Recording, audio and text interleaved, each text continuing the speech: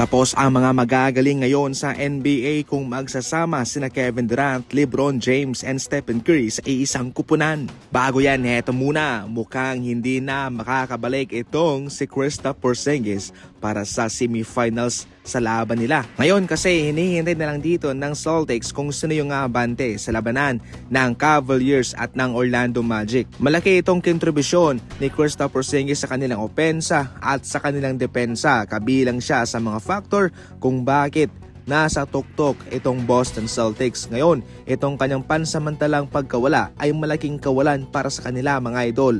Soleus strain, yan ang kanyang injury. Hindi pa talaga niya kayang maglaro.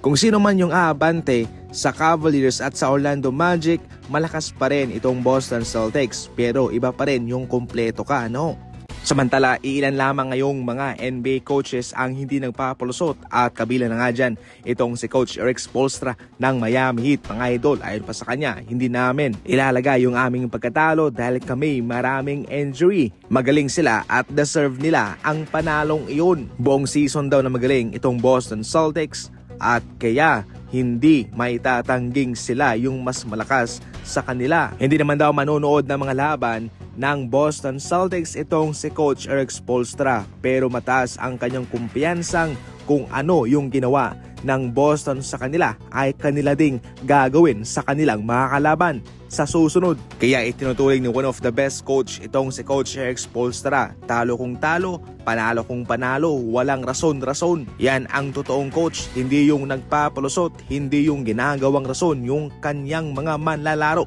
Mayroon silang mga injured players at kabila na nga dyan itong si Jimmy Butler. Pero gayon pa man, hindi yan naging hadlang sa kanila, sa kanilang kagustuang manalo laban sa isang contender na team. Kanilang ibinigay pa rin yung kanilang kakayahan. Samantala, balanse na ngayon ng NBA mga idol, hindi na yung isang kupunan ang may control ngayon sa liga. Marami na ang malalakas.